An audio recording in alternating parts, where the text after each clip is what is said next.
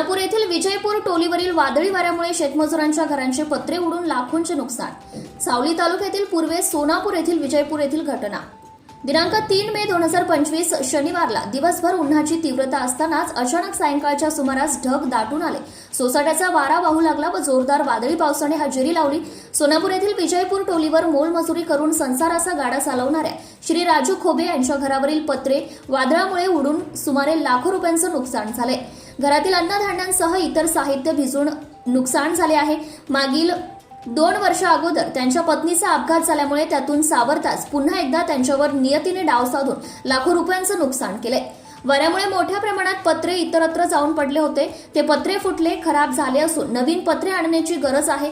सध्या त्यांच्या डोक्यावरील छत्र केल्याने घराशेजारील घरांमध्ये त्यांनी तात्पुरता आसरा घेतलाय। झालेल्या घराचा पंचनामा करून लवकरात लवकर नुकसान भरपाई द्यावी अशी मागणी पीडित राजू खोबे यांनी सरकारला केली आहे। सत्यशोधक न्यूज चॅनलसाठी सुदर्शन गोवर्धन, सावली तालुका प्रतिनिधी। Subscribe now and press the bell icon. Never miss an update.